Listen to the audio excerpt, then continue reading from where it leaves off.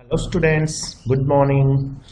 हम लेसन पढ़ रहे थे लुइस फिशर का लिखा हुआ, गांधी जी के बारे में पढ़ रहे थे, किस तरह से चंपारण के अंदर उन्होंने किसानों की मदद की थी।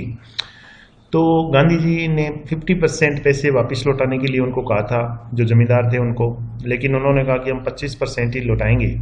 और उनका उस समय कोई आश्चर्य का ठिकाना नहीं रहा जब गांधी जी 25% पर भी सहमत हो गए थे कि ठीक है, तुम 25% ही लौटा दो।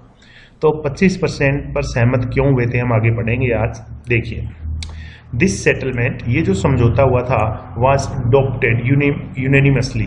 अडॉप्टेड मतलब अपना लिया गया, यूनेनिमसली कहते हैं सर्वसम्मति से। यानी जो भी कमीशन था, बाई द कमीशन आगे दिया है, देखिए, जो कमीशन बनाया गया था उस कमीशन ने इस समझौते को सर्वसम्मति से अपना लिया कि 25% आप इनके पैसे है वो वापस लौटाएंगे। गांधी एक्सप्लेन दे, अब गांधी जी ने बताया कि the amount of the refund, पैसे लौटाए जाने वाले जो थे उसकी मात्रा वाज लेस इम्पोर्टेंट, वो कम महत्वपूर्ण थी। यानी जितने अमाउंट वो वापस लौटा रहे थे 25%, वो इतनी ज़्यादा महत्वपूर्ण नहीं थी। देन द फैक्ट दैट, इस बात से कि the landlords had been obliged, कौन सी बात ज़्यादा महत्वपूर्ण थी कि जो लैंडलॉर्ड्स थे उनको मजबूर कर दिया गया था, ओब्लाइज कर दिया गया था टू सरेंडर, सौंपने के लिए, देने के लिए, पार्ट ऑफ द मनी, पैसों का कुछ हिस्सा, एंड विद इट, और इसके साथ साथ पार्ट ऑफ देयर प्रेस्टीज, उनकी प्रतिष्ठा का भी कुछ हिस्सा। तो ये बहुत इंपॉर्टेंट क्वेश्चन बनता है यहाँ पर स्टूडेंट्स कि गांधी जी के लिए जो अमाउंट ऑफ रिफंड था वो ज़्यादा महत्वपूर्ण नहीं था। गांधी जी के लिए जो महत्वपूर्ण बात थी वो ये थी कि उन्होंने जमींदारों को मजबूर कर दिया था पैसे वापस लौटाने के लिए। हालांकि उन्होंने 25% ही लौटाए थे, लेकिन फिर भी गांधी जी ने उनको मजबूर कर दिया था कि वो वापस लौटाए। और इसके साथ साथ उनकी प्रेस्टीज यानी प्रतिष्ठा है वो भी कुछ घट गई थी, कम हो गई थी। एक तरीके से गांधी जी की अंग्रेजों के ऊपर जीत हो गई थी। ये बात ज़्यादा महत्वपूर्ण थी गांधी जी के लिए। देयरफॉर, इसीलिए, as far as the peasants were concern, जहाँ तक किसानों का सवाल था, द प्लांटर्स हैड बिहेव्ड, तो जो जमींदार थे, हैड बिहेव्ड, वो व्यवहार करते थे, एज लॉर्ड्स, भगवान की तरह, अबाउ द लॉ, कानून से ऊपर। तो वहाँ पे क्या सिचुएशन थी, जो प्लांटर्स थे, बड़े बड़े जमींदार जो थे, वो अपने आप को भगवान समझते थे, कानून को मानते ही नहीं थे। नाउ, अब, द पीजेंट सो दैट, किसानों ने देखा कि ही हैड राइट्स, कि उनके अधिकार थे, एंड डिफेंडर्स, और उन अधिकारों के डिफेंडर यानी रक्षक भी थे गांधी जी के रूप में। ही लर्न करेज, अब किसान ने साहस करना सीख लिया था, यानी वो उसके अंदर जो डर था वो अब निकल गया था। इवेंट्स जस्टिफाइड गांधीज पोजीशन, घटनाएं जो है, इवेंट्स जस्टिफाइड, न्यायोचित ठहराती है, गांधीज पोजीशन, गांधी जी की स्थिति को घटनाएं न्यायोचित ठहराती है। Within a few years, कुछ ही सालों में, the British planters abandon their estates, जो ब्रिटिश प्लांटर्स थे, जो अंग्रेज जमींदार थे, अबंडन, उन्होंने छोड़ दी, देयर स्टेट्स, अपनी अपनी संपत्तियां, या जो जमीनें थी उनके पास, जो स्टेट्स थी, जो संपत्तियां थी, उनको उन्होंने छोड़ दिया। विच रिवर्टेड टू द पीजेंट्स, और फिर वो जो संपत्तियां थी वो रिवर्ट मतलब लौट जाना, टू द पीजेंट्स, किसानों के पास चली गई। यानी किसान है वो उन संपत्तियों के अब असली मालिक बन गए। पहले तो वो उनको बटाई पर लेकर के खेती करते थे, मालिक नहीं होते थे। अब प्लांटर्स ने अपनी अपनी संपत्तियां छोड़ दी थी और वो संपत्तियां जो थी, जमीनें थी, वो किसानों के पास चली गई। इंडिगो शेयर क्रॉपिंग डिसअपीयर्ड, और इंडिगो शेयर क्रॉपिंग यानी नील की बटाईदारी की जो प्रॉब्लम थी चंपारण के अंदर, डिसअपीयर्ड, अब वो गायब हो गई थी। इंडिगो शेयर क्रॉपिंग की समस्या है वो गायब हो गई थी। अब बटाईदारी प्रथा ही खत्म हो गई थी, क्योंकि अब जमीनों के मालिक कौन बन गए थे, किसान बन गए थे, इसलिए।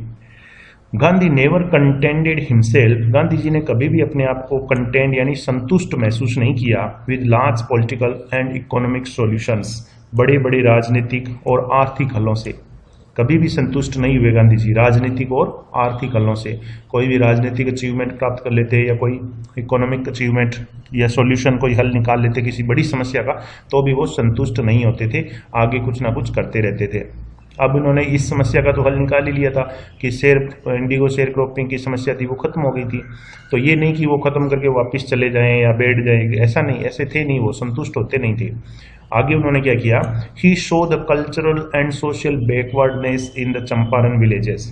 उन्होंने देखा द कल्चरल, सांस्कृतिक एंड सोशल बैकवर्डनेस और सामाजिक पिछड़ापन, बैकवर्डनेस कहते हैं पिछड़ेपन को, सांस्कृतिक और सामाजिक पिछड़ापन उन्होंने देखा in the Champaran villages, Champaran जिले के गांवों में, and wanted to do something about it immediately, और इसके बारे में कुछ ही जल्दी ही करना चाहते थे, यानी कुछ सुधार करना चाहते थे, ये जो पिछड़ापन था इतना उसमें। ही अपील टू टीचर्स, उन्होंने टीचर्स से निवेदन किया, जो अध्यापक थे उनसे निवेदन किया। महादेव देसाई, अब एक तो महादेव देसाई एंड नरहरि पारीक, और Narhari Parikh, two young man, ये दो युवक who had just join Gandhi as disciples, जिन्होंने अभी अभी गांधी जी को एक शिष्य के रूप में ज्वाइन किया था, यानी अभी अभी ये गांधी जी के शिष्य बने थे। एंड देयर वाइफ्स, और इन दोनों की पत्नियां, वॉलंटियर्ड फॉर द वर्क, इस काम के लिए आगे आए। वॉलंटियर का मतलब होता है अपनी इच्छा से कोई सेवा करना या आगे आना। तो दो जने, महादेव देसाई और नरहरि पारीक, और इन दोनों की पत्नियां है वो, गांधी जी ने जो अपील की थी टीचर्स से, उसके लिए स्वयं अपनी मर्जी से आगे आ गए। Several more came from Bombay, और भी बहुत सारे, सेवरल मोर यानी और भी बहुत सारे, केम फ्रॉम बॉम्बे, बॉम्बे से आगे, पूना, पूना से आगे, and other distant parts of the land, और अपने देश की दूसरे भागों से वहाँ पे पहुँच गए बहुत सारे लोग, जब गांधी जी ने अपील की तो पढ़ाने के लिए। देवदास, गांधी जी यंगेस्ट सन, गांधी जी के सबसे छोटे जो पुत्र थे जिनका नाम था देवदास, अराइव्ड फ्रॉम द आश्रम, वो भी आश्रम से आ गए। And so did Mrs Gandhi, और गांधी जी की पत्नी थी वो भी आ गई आश्रम से। प्राइमरी स्कूल्स वर ओपन, प्राइमरी स्कूल जो है, प्राथमिक विद्यालय जो है वो खोले गए इन 6 विलेजेज, 6 गांवों के अंदर। कस्तूरबा टॉट द आश्रम रूल्स, अब कस्तूरबा गांधी ने, गांधी जी की जो पत्नी थी कस्तूरबा गांधी, उन्होंने आश्रम के रूल सिखाए। ऑन पर्सनल क्लीनलीनेस, किस चीज के रूल सिखाए थे?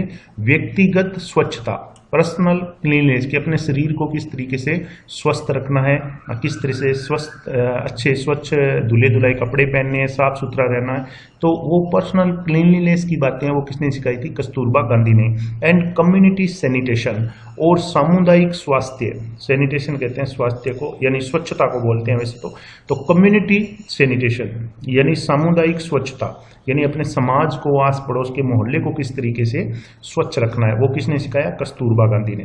तो ये स्टूडेंट्स क्वेश्चन पूछ लिया जाता है कि किस तरीके से गांधी जी ने चंपारण के जो विलेजेस थे उनका उत्थान किया, या उनके लिए किस तरीके से काम किया था कि उन गाँवों के अंदर सुधार हो गया। तो इसमें एक तो पहला इसके अंदर आ गया कि शिक्षा के लिए उन्होंने टीचर्स से अपील की थी, बहुत सारे लोग आ ही गए थे, प्राइमरी स्कूल को ले गए 6 गाँवों के अंदर। कस्तूरबा गांधी ने पर्सनल क्लीननेस और कम्युनिटी सैनिटेशन की बातें वहाँ के लोगों को सिखाई थी। उसके आगे हेल्थ के सेक्टर में क्या किया था? स्वास्थ्य को लेकर हेल्थ कंडीशंस वर मिजरेबल, अब स्वास्थ्य की जो कंडीशंस थी वहाँ पर लोगों की वो दयनीय थी, मिजरेबल थी। Gandhi got a doctor to volunteer his services for 6 months, अब गांधी जी को एक डॉक्टर मिल गया था टू वॉलंटियर, जो अपनी सेवाएं देने के लिए तैयार था, फॉर 6 मंथ, 6 महीने के लिए वो अपनी सेवाएं फ्री में देने के लिए तैयार था। 3 मेडिसिन वर अवेलेबल, और 3 प्रकार की मेडिसिन है वो उपलब्ध करवा दी गई थी।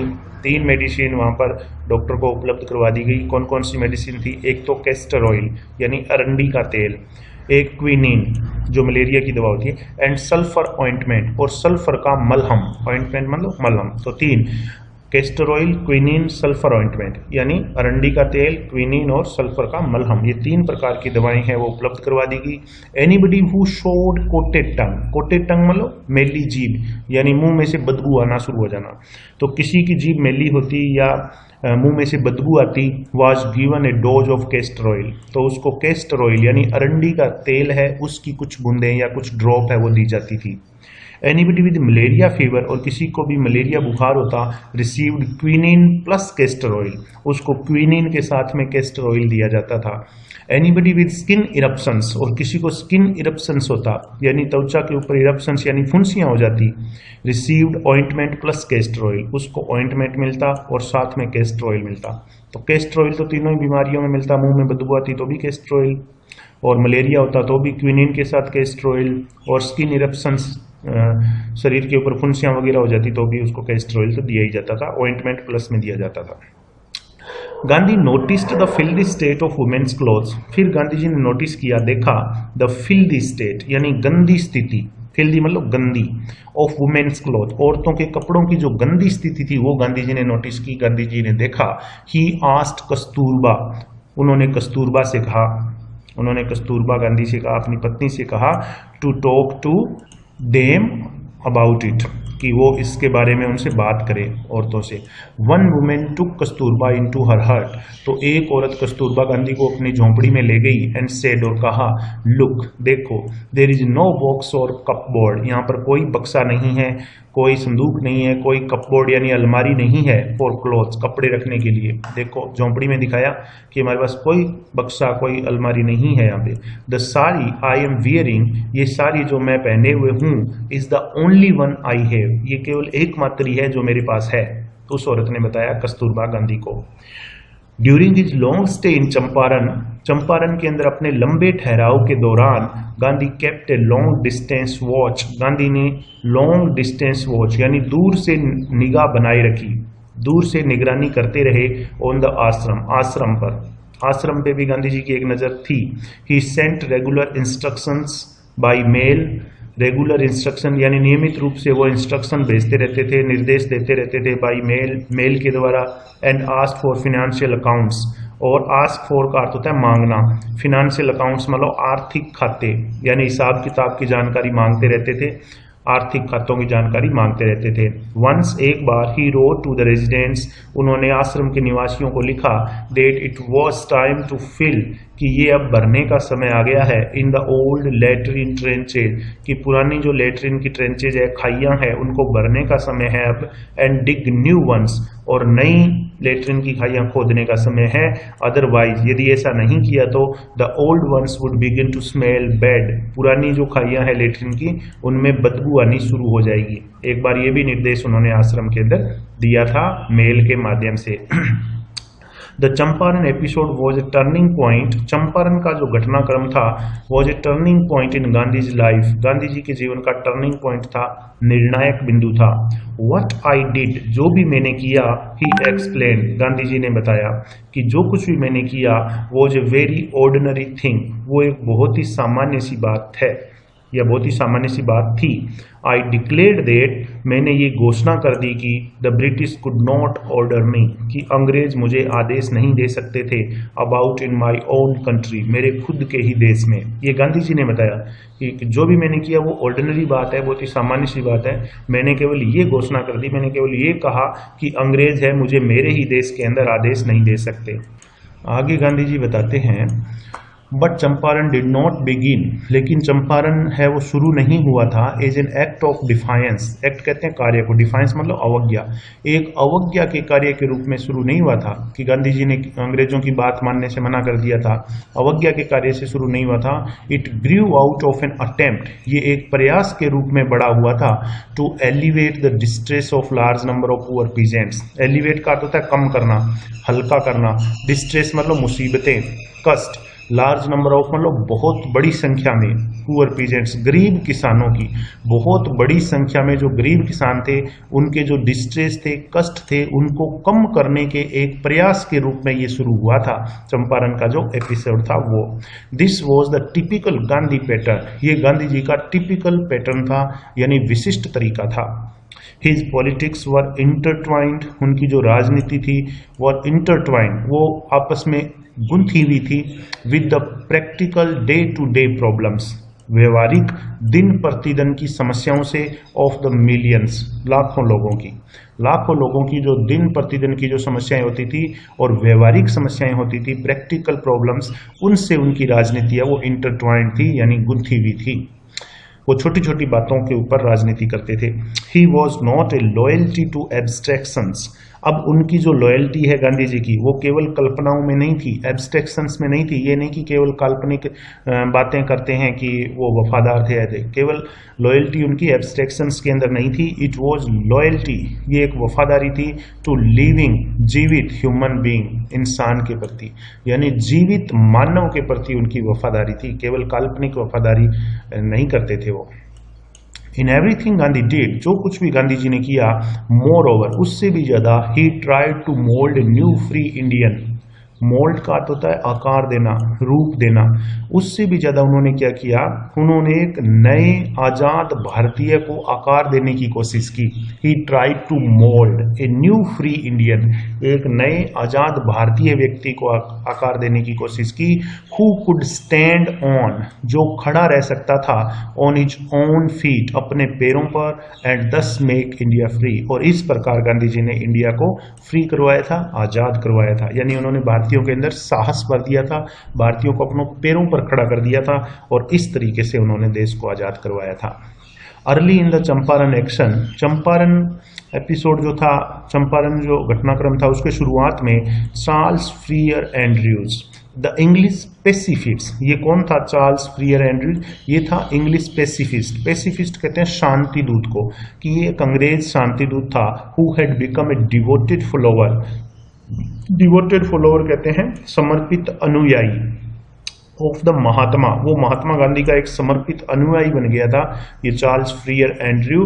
केम टू बिड गांधी फेयरवेल, वो गांधी जी को विदा करने आया, उनको फेयरवेल करने के लिए आया। Before going on A tour, एक टूर पर जाने से पहले, ऑफ ड्यूटी, कर्तव्यों को, यानी इसकी ड्यूटी लगी थी to the Fiji island, Fiji island के अंदर इसकी ड्यूटी लगी थी चार्ल्स फ्रियर एंड्रयूज की। लेकिन फिजी आइलैंड अपनी ड्यूटी पर जाने से पहले गांधी जी को विदा करने के लिए आया था, क्योंकि ये गांधी जी का एक डिवोटेड फॉलोवर था, गांधी जी का अनुयायी था बहुत बड़ा। गांधीज लॉयर फ्रेंड्स थॉट, अब गांधी जी के जो वकील मित्र थे उन्होंने सोचा, it would be a good idea, कि ये एक बहुत ही अच्छा विचार होगा for Andrew to stay in Champaran, कि एंड्रयू है उसको चंपारण के अंदर ही रोक लिया जाए, एंड हेल्प देम, और वो उनकी मदद करे। वकीलों ने कहा गांधी जी से कि एंड्रयू हमारी तरफ है, बड़ा अधिकारी है, क्यों ना इसको यहीं पे चंपारण में रोक लिया जाए, और अगर ये चंपारण के अंदर रुक जाएगा तो किसानों की मदद होगी इससे। एंड्रयूज वॉज विलिंग, एंड्रयू की भी इच्छा थी, इफ गांधी एग्रीड, यदि गांधी जी सहमत होते तो एंड्रयू भी रुकना चाहता था। But Gandhi was vehemently opposed, vehemently का अर्थ होता है जबरदस्त तरीके से, उग्रता से, अपोज मतलब विरोध किया। गांधी जी ने इस बात का बहुत ही जोरदार तरीके से विरोध किया कि नहीं, हम इसे यहाँ पे नहीं रोक सकते। He said, गांधी जी ने कहा, यू थिंक दैट, तुम ऐसा सोचते हो कि इन दिस अनइक्वल फाइट, कि इस असमान लड़ाई के अंदर, इट वुड बी हेल्पफुल, ये बात सहायक होगी, if we have an Englishman on our side, कि हमारी तरफ एक अंग्रेज हो, कि तुम्हारे दिमाग में ये है कि हमारी तरफ एक अंग्रेज व्यक्ति हो, तो इस असमान लड़ाई के अंदर ये हमारे लिए लाभदायक होगा।